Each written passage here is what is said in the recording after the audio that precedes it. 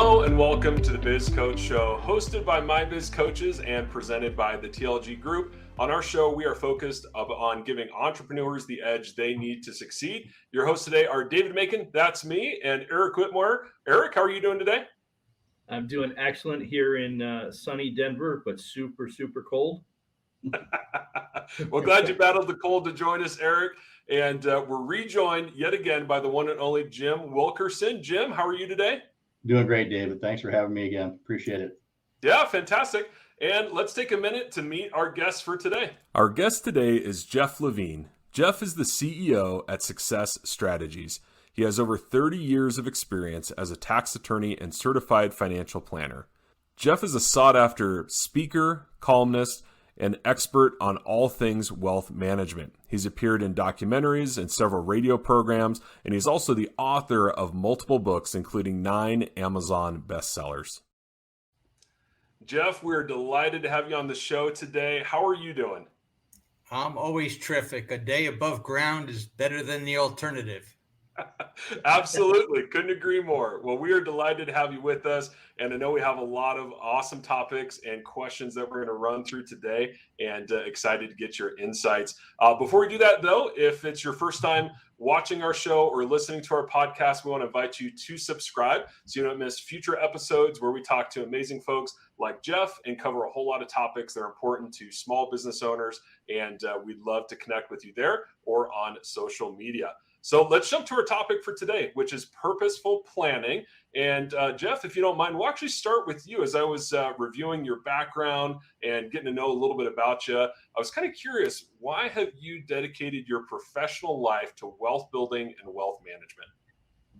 Well, that's a great question, and it's just a pleasure to be here. I grew up in a family that didn't have a lot. My father worked 7 part-time jobs. And I always wondered why others, like neighbors, I had a neighbor who was a lawyer 2 doors down that had 2 Mercedes in front of his house, and we had beat up cars. Hardly ever worked, by the way, just so you have an idea. And I said to myself, why does Don have all these beautiful cars, no problem with spending money, and we watch every penny? So I decided just then and there that I am going to break out. I'm going to talk to Don on how he does it. And he shared with me, he went to law school and he became a lawyer. And he used to take me to court. And I used to see $100 bills coming from clients right to him. And for somebody at a young age, a $100 bill looked like a $1,000 bill to me. So I said, I'm interested. So I went to law school, and my law professor, my tax law professor, said, you need to do what I did. Go an extra year of law school to specialize in taxes. You're good at this. I said, an extra year? I'm tired of law school. However, I did it. I went an extra year, just loved every minute. How to save taxes. Especially for my father, every year in April, he owed extra money. He didn't understand the tax law. And when he went to his accountant, because I asked him to, I said, you got to talk to your accountant. Why is this happening? And the accountant said, when you earn it, you pay it. And just then and there, I said, no way, Jose. That is never going to happen again. What I knew in tax law school. And then I was lucky enough to go to a top financial planning firm where I work with CEOs and top executives in the country and help them save taxes, help them build up their net worth. I said, then I am going to go back to my community with all this expertise, and it was a national expertise, and help people in Albany, New York. And for 32 years, I help people save taxes, build net worth, exit their businesses successfully, and not one of them went back to Walmart or McDonald's and working later on. they actually had more money than they ever thought they had. Because one of the things I did is I did the automatic savings. I took it before they had their hands on it. Because once you have your hands on it, as my father said, there's an invisible hole in your pocket. It just goes right down. So that's what made me do it. And I just loved every minute. You know, I am a service-oriented person. And if I can make somebody else's life better, that's what keeps me going. And, you know, with business coaches, businesses need it more than ever before. You know, what's happening out there, it's changed. COVID changed everything overnight. Some people were prepared. We need to make sure they're more prepared for the innovation that's going on right now. Change is inevitable, and every day. Yeah, well said, Jeff. And I think that's such a great story. It's a powerful story. I'm sure it's what resonates with a lot of our listeners. I think a lot of them probably have started businesses, whether it's, you know, trying to, you know, make more money for themselves or for their family, or, you know, build this wealth for themselves, only to find out that that's a little more challenging than maybe they initially thought. And so I'd love to maybe just ask a question to the group in light of that. Maybe what are some of the common pitfalls that you see small business owners make that sabotage their wealth building efforts? Well, I think number one is mindset. You know, if you read the newspapers, watch the news, you've been hearing a word, the R word, and that scares everybody. So fear starts to come up and you get paralyzed and you're not doing what you're supposed to do. So you have to realize it's temporary, like anything else. We've been through it before and life goes on. So just change that mindset that things will always be okay. Number two is pivoting. You need to pivot today. You don't know what's going to happen in the future. Nobody does. And technology is changing so quickly. AI, automation. You need to keep up on it. And I think one of the things you have to do is spend money on that. And if you don't, you're going to be left behind. And the other thing is marketing. It has to be consistent. You just can't market now. When things slow down, I'm going to stop because I have to keep careful, keep my pennies careful because I don't want to spend them. But no, you have to be consistent. You have to be out there. Because if nobody knows anything about you, nobody's going to give you business. Also, I think the thing also is mentor, a coach. You know, today it's more complicated than it's ever been. And you need somebody for guidance. You need somebody that's already been there, that's done what you want to do. Because it's a challenge today running a business. But if you have that mentor, that coach, it's going to be a lot easier ride. Yeah, absolutely. Agreed. Yeah, those are great points. Eric, Jim, I think I saw your wheels spinning a little bit. Maybe Eric, if I can tee you up, I know one of the things Jeff talked about was AI, automation, technology. That seems to be a recurring theme, and just curious if you got any thoughts on that. And then Jim, if there's anything you want to weigh in on, I'm sure you've got a few thoughts too on these common pitfalls. Yeah, you know, it's there I have a couple of thoughts, and as Jeff was going, even as he was kind of telling us his story as well, I got funny. I came from lower blue collar, working middle class, and tried to build something, right, to create wealth for myself. And I, for years when I was younger, I thought I was the only one that had that drive. And the more I got to know people as I got older, a lot of people that came from that similar background, like I want to do more. And that leads us down that path of entrepreneurial, right? I want to determine my own path, create my wealth and things like that. So I think that's interesting that it resonates, with it's a burning desire. I recently heard a statistic that the percentage of wealth people that are millionaires that were wealth transfer from previous generations has dropped dramatically in the last 30 to 40 years, and is more and more than ever before first generation wealth creation, meaning some entrepreneur in the family in the lineage made their millions for the first time ever. So I think it's quite interesting because it's more and more, to Jeff's point, people are going the path of entrepreneurialism to try and make their way, make money, build their wealth, whatever it might be. They have a great strategy, a great idea, and a business they want to run with. But I just think it's kind of interesting. I tie those all together because I think that resonates as I'm thinking through that whole process. And then, as you mentioned, David, the AI. I mean, I can't beat that drum hard enough right now. I see it in every scenario.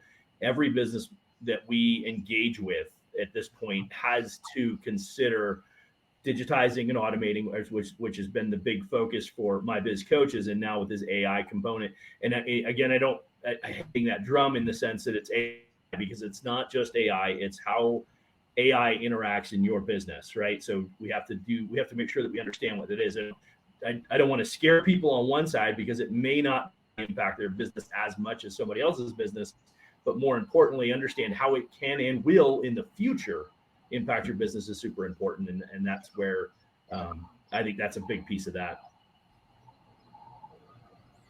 Agreed. I agree. It's changing so fast, Eric, and people have to get on board with it. Otherwise, they'll be left behind. Yeah, agreed. Yep. And if you're spending money on this, that's where you spend it. Yeah. Yep. Agreed. Yeah. Back to your question, David, about common pitfalls that most business owners make.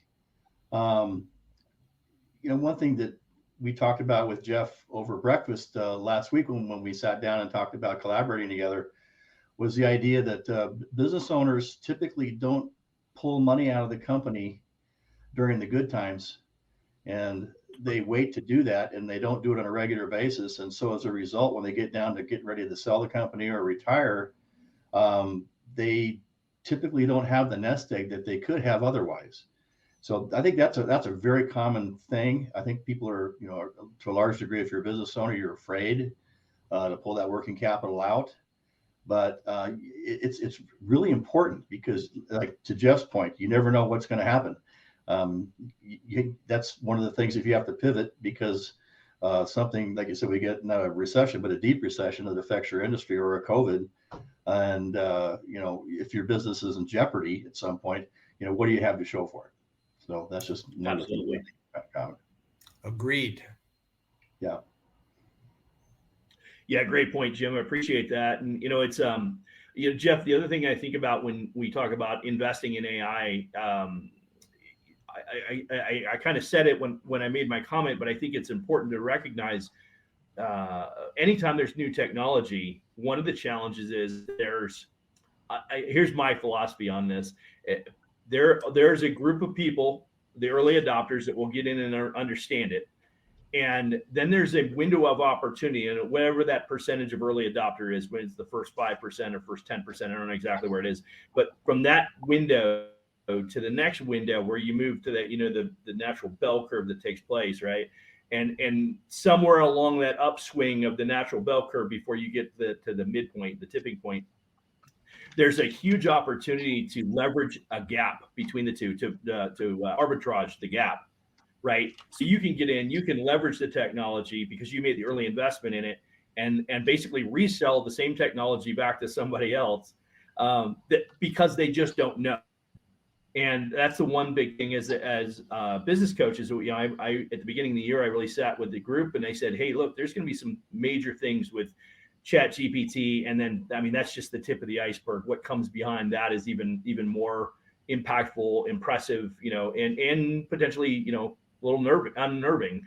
But that arbitrage is already taking place. People are leveraging the technology because the average person isn't familiar, doesn't know, and in many cases are going to overpay, or I don't want to say taken advantage of, but certainly pay more than they need to in the interim.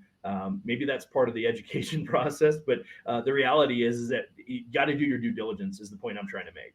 So just don't go blindly into making those investments, do the due diligence and understand, but you can't just ignore it. To your point, Jeff, you've got to be willing to make the investment in that. And I say it's not just money, but it's also in time and understanding. There's a lot of companies that chose not to get on the internet in the late 90s, early 2000s. And by the late 2000s and early 2010s, it was big impact, right? I mean, and at 2008, the economic recession in 2008 dramatically impacted a lot of businesses, and people who weren't on the internet were forced to the internet. And yet again, during COVID, we saw that same influence even more so.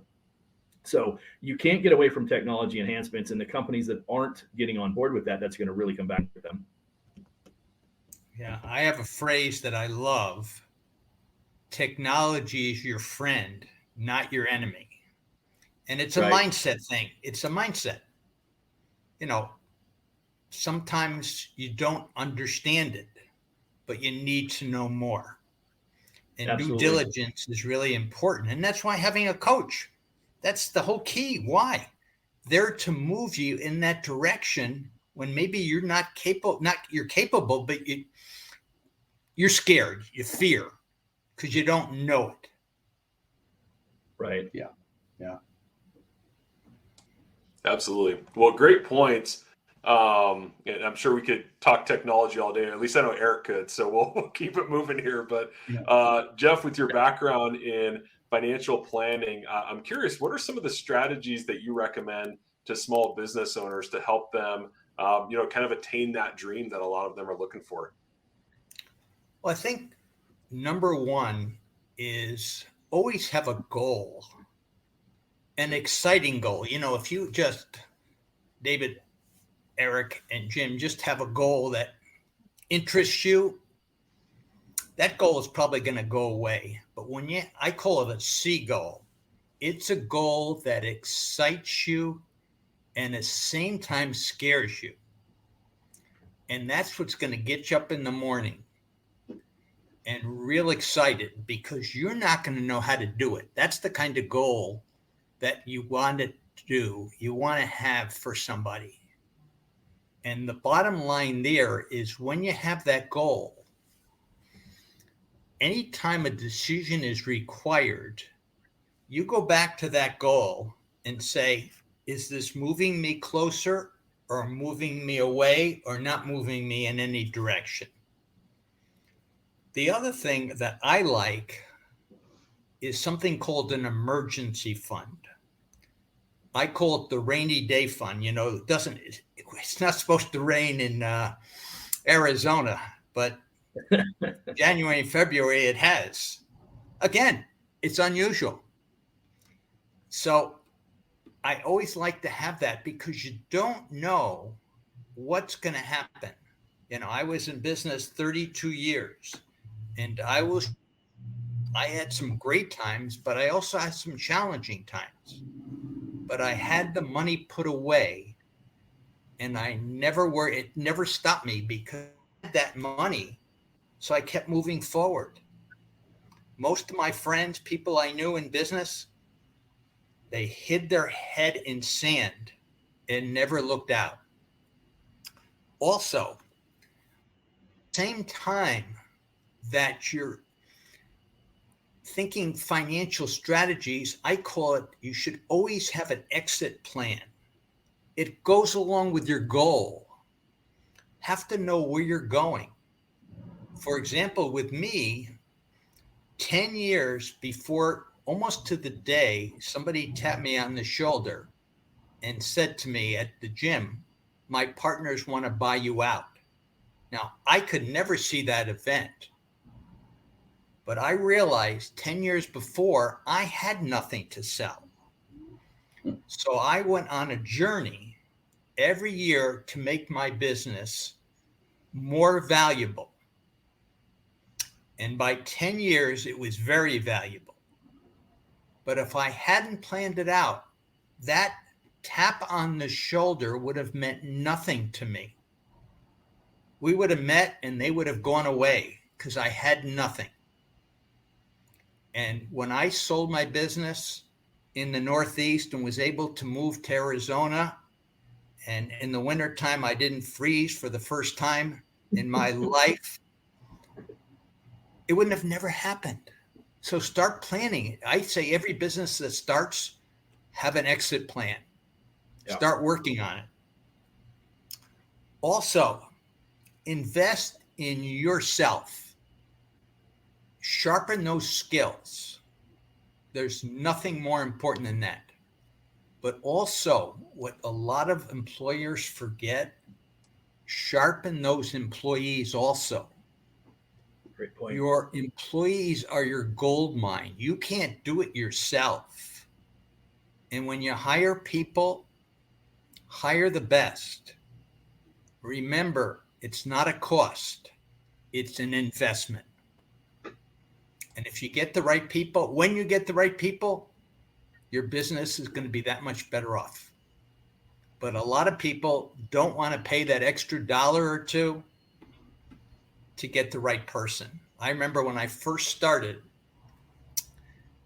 I hired that person and she was very expensive, but I knew she would be with me for 32 years and would be able to run the business while I'm not there. And again, instead of working in the business, work on the business.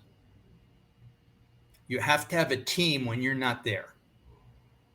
Right. Sure. Especially when you go to sell it, because you're not going to be there. But you have to have the procedures, the automation, so that when that new person comes in, it's a functioning, successful business, and they will pay for it. Great points, Jeff. I know you're hitting on David's passion button there with developing your people. That's right. Yes, it is. Well, that's a big point.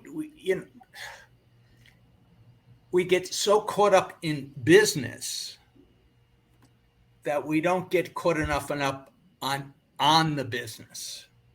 Right. But they're your future. When you're not there, they're going to be running it for you. Yep. And make your life a lot better than you could ever imagine. Or if you don't do it the right way, your life could be the opposite. Absolutely. That's what I always hear, by the way. Every business employer, they're concerned about, their employees. Right. But if you train them and teach them, it's worth its weight in gold. Yeah. I would say, in my experience with working with clients, a very common, to your point, Jeff, a very common concern or frustration is I can't find good people, or I can't retain good people. And the very next thing I say is, what does your onboarding process look like? What does your recruiting and hiring process look like? And they can't give you a defined process, right? So they don't have a process to find quality people to begin with. And then to your point, they're not willing often to pay, or worse yet, they're not willing to invest, right? They don't invest back into their people. So in any one of those scenarios, I mean, you got to do all three of those, really, if you want to build a successful business model. You can't just do three. You really have to do all three if you want to build a sustainable business model over a long period of time. And, just doing recruiting and hiring is one component.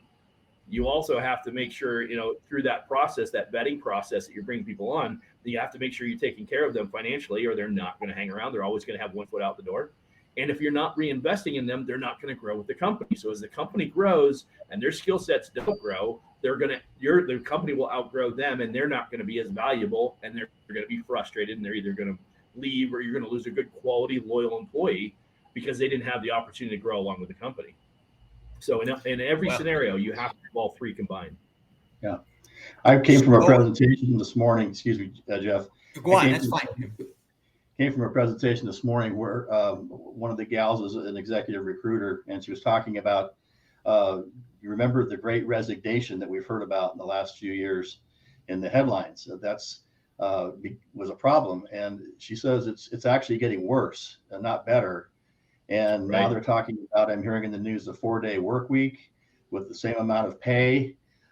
Flexibility and income are the two primary drivers for people wanting a job right now. Flexibility, it was income. I guess flexibility is first now, but that's demographically driven. It's people that are quite a bit younger than those of us that have the gray hair. I think that in the workplace that have that attitude, but you have to understand that that's just the reality of the situation. And so that's something to think about when you're looking to bring somebody on, or you've got your people and you don't want to lose them. You know, retention. So, you bring somebody in and treat them the right way, they're likely to stay. You know, as long as you're treating them like people. Exactly. Right. Yeah, I'm going to make a statement that sort of summarizes everything. You treat them as family. Right. Yeah. And when you treat your family, how do you treat them? Right. Really well. Yeah. And that should be just the mindset, family. Because you're going to spend a lot of time with them like you would your family. Yeah. Sometimes more, That's right? Yeah. Right. Yeah, right. Oh, yeah. Exactly. And to Eric's point, you know, he said that, you know, and it comes up in conversation every time we engage a client. That's employees, is finding the good people is probably top of mind more than anything else. Yeah. And I think if you have a process, it will work that much better. If you don't have a process, you're going to lose them. Just remember, your employee is somebody else's potential employee. Right. I'm actually going to go one step further. I'm going to go back to a statement you already made, Jeff, which is I have a plan. Right. The reality is you can't even build a process to recruit and hire the people that you want unless you already know what you're looking for. Not just a job description, but what's the kind of person you're looking for? And more importantly, often we find that most of our companies, if they wrote a business plan, which is few and far between, or if they've even reviewed it since they started the business, then the other issue is they didn't sit down and define what they wanted, what their vision, what their mission, what their culture was going to be, right? What their values that they were going to stand for. When you define those, and I can say that because the first 12 years of my career in the wireless industry, I worked for some decent companies. I worked for people I learned some good stuff from, and I was pretty good at what I did. But I got way better the last half of my career because I started working with an organization, and one of the things that they trained us from day one is we have a very specific culture, and we have these values, and we hang our hat on these values. We believe in these values. These are our corner of our organization, and they need to be entrenched in our interviewing process and our recruiting process. They need to be entrenched in how we handle our day-to-day operations. And by doing that, we set the expectation of what we were looking for. And having that plan, to your point earlier, Jeff, is in fact, now I know how to make my decisions, right? Because I have a plan and I know where I want to go. Each day that formulates how I handle certain circumstances. So when I get to a decision point, when I get to that inflection point and I have to make a specific decision, I reference my culture and I reference my values and I say, this is what we want. This is our plan. This is what we want. This is what we stand for. It's easy for me to make those decisions. And I'm not painted into a corner and feel like I'm making a victim decision, which is often what most employers feel like they're doing when they feel like they have to pay more than they intended or whatever the case may be. It's often because they didn't know what they wanted, what their end goal was. So I 100% on board. What's your exit strategy? I learned that from our previous CEO. It was, I never get into an opportunity without knowing your exit strategy before you get in. Great. Well, that is great. Yeah, Eric. great work. Yeah, because most people have problems with decisions because they don't know what they want. And when you have a plan, you will have a decision that will coordinate with that plan. It'll be a lot easier, as you're saying. Yep. Well, to Eric's point, if you've got the plan, you've got the mission, vision, and values written down, it's worthwhile to every so often stop and say, are we living this? That's Is right. everybody on board? Yeah. Good point, Jim. Great point. Yeah. At the previous company where David and I were, I mean, we spent hours. I mean, in every scenario, in every, David, you corroborate this, so you can probably speak to it more than I can. Every get together. David was our director of training. It was like literally every time that we got together, we referenced our culture, even if it was just, we had 26 culture tenets. Tell me a culture tenet and what does it mean to you and how does it relevant to our business? And that was literally just, we would challenge people all the time. And David, that was our overarching theme in our training and all the training you guys conducted. Absolutely. Yeah, it's essential, right? I mean, culture, if you have the right culture, then it's going to attract the right people and it's going to, overcome any misses or gaps in your strategy because you have the right people that are just going to find a way to fix it. It's incredible what happens when you have that right culture, but it doesn't happen accidentally, right? It has to be intentional and you have to be purposeful and you have to revisit it often. So yeah, couldn't agree more. I got to tell a story. Go on. I was going to say, I got to tell a story. It's one of my favorite stories early on. Ross Perot, I can't remember what book I was reading, but he was telling a story about culture, specifically with his organization. It was a tech company. Darn it, the name's going to elude me. But he was he ended up selling it to GM Financial. And when he was building it up in the 60s, EDS was the name of the company. And as he was building it up, his whole philosophy is, I want hard chargers. He came from the military background. I want hard chargers. I want people that know how to make things happen, all that kind of stuff. And so in his, so he built the organization, he sold it off to GM Capital, and then he became a shareholder, a chair person at GM. And it was a huge challenge because when he was there at GM, he would get super frustrated. And he actually did an analogy and he said, at EDS, when we were building EDS, he goes, we had a 1-page employee manual and it basically said, do the right thing. and because he recruited the kind of people that were like him and understood that concept, right? They adopted that philosophy. He said he was so frustrated at GM because he said if at GM, if they found there was a snake problem, they'd get a committee together to discuss snakes and then, to determine what kind of snake it was. And then they have another committee together, to decide what should we do about it and what are our options. And then they have another committee to determine who's going to take care of this, and resolve this issue. And he was like, he goes at EDS, somebody would just kill the snake.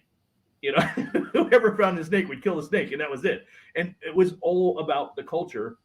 He was clear about what the expectation was, and that was extended beyond everybody in the organization, and they all carried that forward. Very good point. Very good story. You made the point very well. Appreciate that. Well, hey, as we're talking about planning, we're talking about investing. Specifically, right now, we've been talking about investing in yourself, investing in your people. Maybe we switch a little bit to investing, money, perhaps, and talk about maybe some investment options for small business owners, and maybe within the lens of how to maximize returns while minimizing risk. So, people is a great investment. What are some other investments that they should be considering as well? Well, I think, again, if you want to invest with minimal risk, you want to control it. When something else controls it, it's not the same. And your business, you are in control with. So I think the first thing with minimal risk, again, is that rainy day fund. You want to have that. And that will get you through. There's always going to be some great times, average times, and some more challenging times. I promise you, if you go back over history, it's the bell-shaped curve, and it happens every time. So that is the best investment a business can make. And the second best investment is protecting against the risks of a business, having the right insurance. There is nothing better than that. I have seen in my 32 years the lack of doing that and the repercussions. People went out of business. And I am saying one of the best things you can do is get a business insurance consultant to cover you under any circumstance. I can't say enough about that. I remember a case that I had, and it'll never forget me. I promise you. I'm sitting there in a meeting, and they're two extremely successful business owners. And I said, do you have a business buyout? Do you have a disability buyout? And his statement to me was, we are such great friends. We don't need that. If he doesn't work and is out of business, I will always protect him. 4 months into his disability, one of the people, the other guy comes into my office, the one who's well, and says to me, when can I stop paying him? He's not working. He's not worth anything. I'm not paying him anymore. Agreements. Put everything in writing. As a lawyer, I told him to do it in writing, and there's the classic. And again, with regard to investments, diversify. Do not put all your eggs in one basket. And I think in this environment, cash is pretty good because we're going through a tough time. Rates are going up. Layoffs are happening. The R word is being mentioned, and there's nothing wrong with that. Because the other option that comes up that I like for businesses is retirement accounts. Putting money away on a tax deductible basis. Because if you don't do it, and the business, when you want to get out of it, exit it, it's not worth that much, you don't have much for retirement.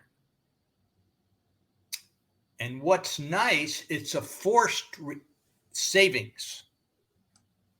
You put it away and you do it every year. And the ones I like the best are flexible plans, depending on how the business is doing. I don't like where you have to put in if you don't have to. I mean, you don't know year by year what's going to happen.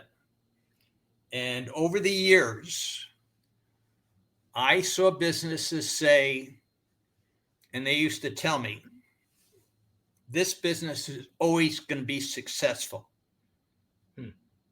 Guess what? What they didn't know hurt them. The next year, the unexpected, you could never see it happening. They're suffering. It's the COVID situation. It's COVID, but it doesn't have to be right. COVID, but it gives us a great example of the kind of thing. If you didn't pivot, you were out of business. I know so many successful service businesses. These people had incredible businesses. They weren't going to change. And that's a big thing. People don't change that easily. And you have to collaborate to get that change. And that's where Eric, David, and Jim come into play. We need to be prodded. We need to be not push, but give it in the right direction. Have a plan. And that's why I went into financial planning. I remember with a financial plan, I had a client that at 50 years of age, they want to retire and they want to move to Florida.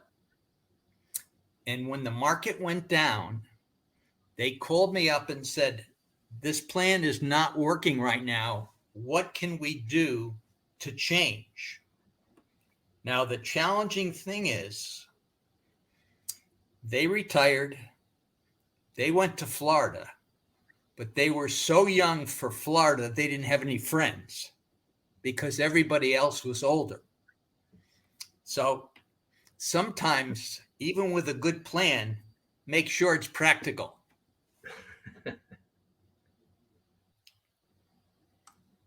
Yeah, well said. Eric, Jim, any thoughts on that? Well, the plan is everything, like we talked about. One question I have for you, Jeff, and this has come up, and I don't know the answer, is, the company ownership for people, besides their primary residence, typically, is their single biggest asset. And you were talking about insurance and risk. How can they protect that in the event of somebody coming after them for a lawsuit or something? Is there a way that they can segregate those shares and protect them somehow? Well, that's a great question. And the key word is asset protection. And getting an attorney who specializes in that. I think for any successful business owner, they should be aware of that. They should meet with one. Because today in our society, Jim, anybody could face a lawsuit. Whether Right. good or not, anybody can file it. Mm-hmm. Right. And I think that is the best spent money that a business owner could do. How are they protecting themselves against that? And there's some good ones here, even in Phoenix, that I have met with. So I highly recommend that concept. Okay, that's great. Yeah, appreciate that. That's a great point. I'm glad you asked that, Jim. It's as we kind of engage with our clients, there's a couple of things that you mentioned when David asked the question about investing, right, financially. So investing back into the business, certainly a big one, right? Investing in an insurance or insurances, and I think that the question that Jim asked is kind of relevant in that risk mitigation, right? It's making sure that the business is structured correctly. One of the things that I'll tell you that comes up often, be interested to hear your perspective on this. When you say any successful business, and I think that's a challenge for some people because they don't understand the classification of what determines successful business. We struggle with clients that say, well, I'm only doing, $250,000 a year. I'm not really making a lot of money. I don't think I really need a coach. And I'm like, that's all the more reason why you need a coach. So we can make sure that we plan for the next, evolution of this, right? But similarly, it's like, well, I don't think I need, like, for instance, I had a smaller organization, about $500,000 a year in revenue, partners, and they didn't have a key man insurance plan for the two owners. Consequently, one of the owners passed, and that would have been a perfect scenario. The business had been around for a while. One of the owners passed, and now all of a sudden there's a burden that the owner who's absorbing the whole business now, but also has an obligation to pay off the spouse of the deceased partner. To buy out her shares so that they can control the business and where it goes forward. But they're thinking, oh, we're only doing $500,000, gross revenue. And I think they were probably splitting about $150,000 between the two of them. But now it's in a really bad spot. And because they didn't have a key man plan, and I'll add to that, their agreement wasn't written well. And consequently, it didn't outline exactly how to handle the circumstance if and when that were to happen. So any thoughts, feedback you can share? One, what determines a successful business, and when should they have, consider some of these things? I think when you start a business, anybody who goes into business, I remember me doing it, you're a success in just going in, I think. And I think that's when you start speaking to people. That's when you do the key man.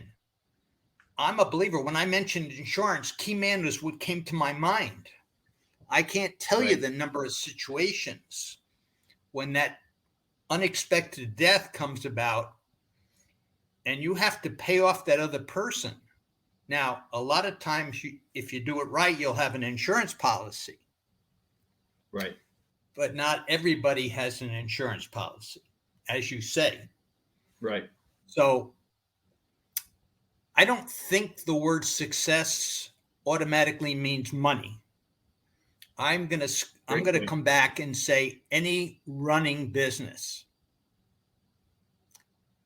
should be considering it,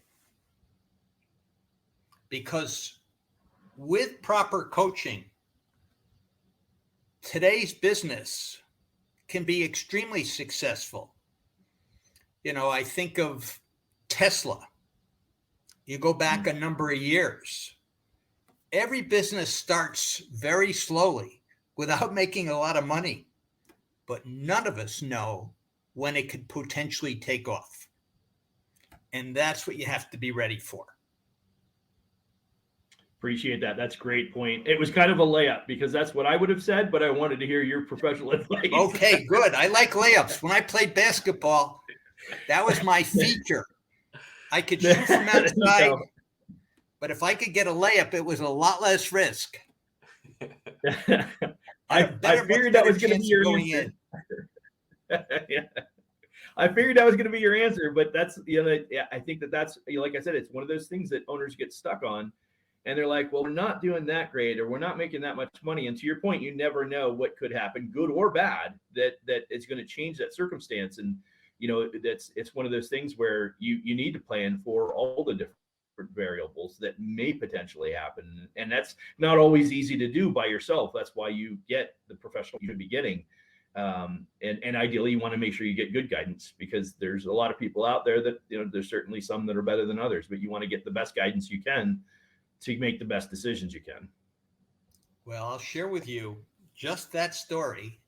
And it happened to me. I remember somebody coming into my office, just starting his business, not making hardly any money. Here's the classic example.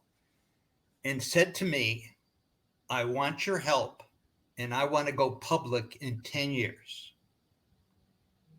We went public in exactly 10 years. And he made millions and millions of dollars from nothing, never worked another day in his life, 35 years of age. He said, I'm done. Because he had that goal, he had that mission, that vision. But when that ended, he didn't have the next one. And he didn't want it.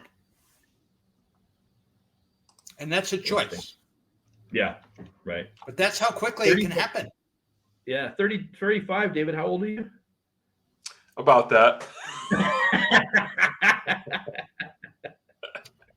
Well, as his planner, I took it very serious, and we kept meeting, and we were going to do it, both of us. Collaboration. Yep. There was no doubt in my mind that it wasn't going to happen. It was definitely going to happen. And again, that's what you have, a strong team. Nothing's going to stop the team. With your desire, I think desire is the most important thing. Nobody, if you say to yourself, I am not going to be stopped, I am going to reach that goal, you're not going to be stopped, because it's going to be on your mind all the time. You're going to have that vision. You're going to go into your imagination, seeing it already happened. Your subconscious mind doesn't know if it's real or not. And you're planting those seeds. And what happens when you plant seeds? We don't know exactly when the crop is going to happen, but the crop will happen. Well, you talked about goals. You starting with the end in mind, and those C-type goals you're talking about. You don't have to know how you're going to get it. You just have to know you're going to get it. You're going to do whatever it takes. And that's what you're talking about there, I think, is the desire, being a burning desire inside of you. So that's where, that's how great things happen. And I think we've had similar training with Bob Proctor. And once you get with the how, you're in trouble. It's what do you, and I'm going to say really, really, really want. I was on a coaching session the other day, and I said, I had them do it one session, write out their goals. But then I did it again. It's a process, and it's probably going to change. Right. So the bottom line is keep working it, because when you find out what you really want, nothing's going to stop you.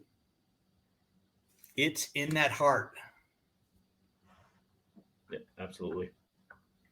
Yeah, that's a powerful message for maybe that small business owner that's struggling right now or not sure, and they're focused on how am I going to get there. And I think, that's probably put another log in their fire, so to speak, and reignited their passion for their business. So thanks for that, Jeff. David, one other thing I want to say, mindset. It's all mindset. No matter what your mindset now is, with the proper coaching, it can change. And when it changes, watch out. It's totally different. And again, Absolutely. Eric, when you know what you want, that decision is much easier, and it's all about decisions. Right. Well, hey, we've covered a lot of really good information, and I want to make sure we have enough time to hear what's new at Success Strategies and My Biz Coaches. So let me just quickly transition to just a few key points and some action items from our episode today. I think first and foremost, I think everybody did a great job talking about the importance of clearly defining your vision, your culture, your values, and really your core process. And Jeff, I think you really brought that to life. Also, investing in yourself and your people, absolutely critical. We also touched on exploring multiple strategies for managing wealth, diversification, very critical, right? Whether that's investing or a number of other things, that diversification is super important. Also minimizing risk with the right insurance and legal counsel. I think I heard that cautionary tale, Jeff, in there. So thanks for that. And then also accept, embrace, and plan for change. Never too early to think about retirement or your exit strategy, and consider investments inside and outside your business. So a couple key action items to kind of bring that to life and immediately apply it for our viewers and listeners is develop and refine that hiring and retention strategy. Super important. And then if you don't have a detailed financial plan, I mean, really detailed, down to 10 years, this is what I want exactly. And that plan needs to include some risk management. You need to start one today. And then I think I heard a few times the importance of meeting with a coach or a financial planner to explore investment options. So those are all things that our listeners or viewers can do right now to start getting back on track. So again, appreciate your insights, Jeff. I'd love to hear anything new or noteworthy happening over at Success Strategies that you want to share with our audience today. Yes, a couple things. Just one last thing I want to say.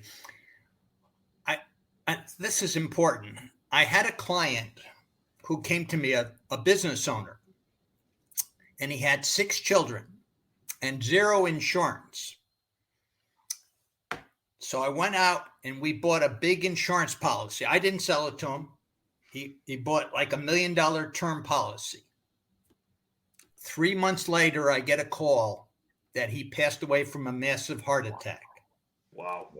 His spouse was my best client because we educated all her children.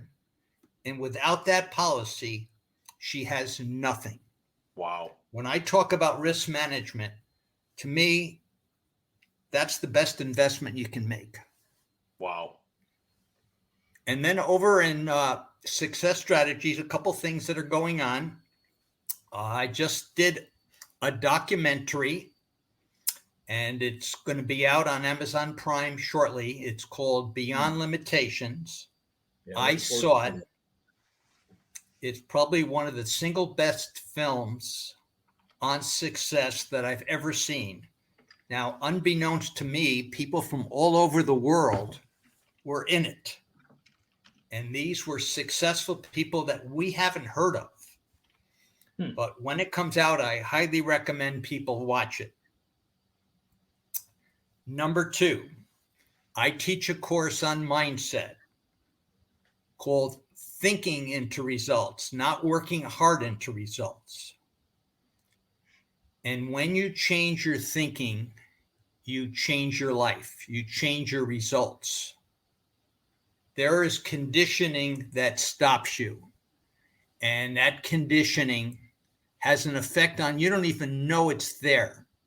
But when you go to make a decision, within 3, 4, 5, 6 seconds, you will hear a little voice say, "You're not good enough. You can't do this." And here's for you, Jim, the how. I don't know how to do it. And you're not going to do it.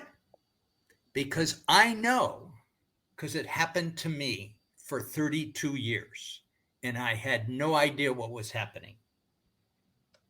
So I'm giving back by teaching that class. It's 12 modules, and it works.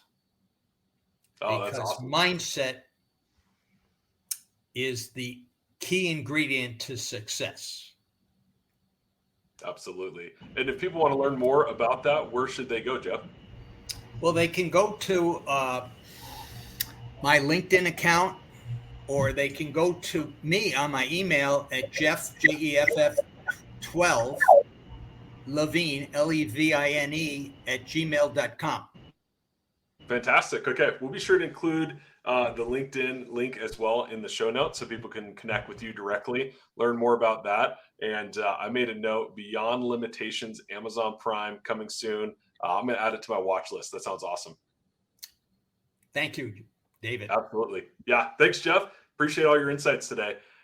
Eric and Jim, my Biz Coaches, what's new? Anything you guys want to share about maybe some of the new things you're working on over there? Yeah, I'll let Jim go first. I know he's got a financial course he's been teaching, and I think you probably want to say something about that. Sure, happy to. Yeah, and our part of our program is we offer group coaching. We're providing that now for an organization called HOA.com and their membership.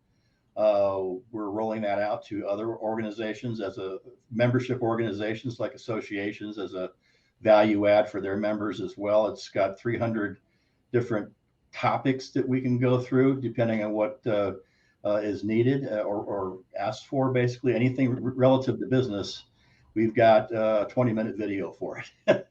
And we have these one module is called the financial training, and it talks about going through it starts out with the power of your P&L and your income statement and your cash flow statements and why they're important to have, and how many small businesses don't have them, and how they can be your scorecard. And so it's available. I'm actually offering it for free. If anybody wants to come in and join us for the next couple of months before I shut it down and start turning it into a fee-based program, just get us your email, and I'll get you in there and invite you. And you could watch the videos on demand.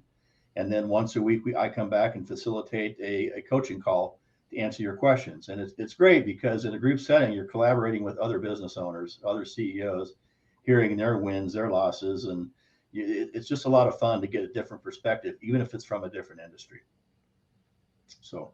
Oh, fantastic. Yeah, that's exciting. And I heard kind of act now, get in there while it's free before the window closes. Right. Awesome. Thanks, Jim. Eric, anything you want to add? Yeah, so we'll just, I'll put it out there again. Sorry, put it out there again. On March 9th, we're a vendor at an event called, it's at the Phoenix Metro Chamber of Commerce. They're having a business expo. It's a business conference and expo on March 9th. I think it starts at 11:30 and goes to about 5:30. So it's an all-day event. Come out, spend a few hours. They have 40 different vendors are going to be there, and they're expecting between 300 and 400 attendees. So should be a great time for a lot of people to come out and learn some new things. We'll obviously, my Biz Coaches will be representing as a booth out there. Jim and I, you'll be able to find us out there. If you have questions, you want to meet with us. One of the things I also like to do whenever any of our followers are local and they're going to events that we're going to be at, I love the opportunity to introduce them to influential people within the organizations that I support. So while we're at the event, if you show up, we'll be happy to share some of the great goodies that we'll have to give away. But at the same time, I'll also be happy to introduce you to some of the people you might have a need for with your business. So, and then we also have the big event, our event, on April 7th and 8th. So we're very excited about that. We have some awesome speakers. Jeff has agreed to be a speaker at our event, so we're super excited about him joining the group and sharing some more wisdom with us at that event. But we have, at least right now, I think we have 5 committed speakers that we'll have there, in addition to myself and Jim will be providing some content. And we're super excited about that as a 2-day event. And the information will be coming out here shortly. It's fantastic.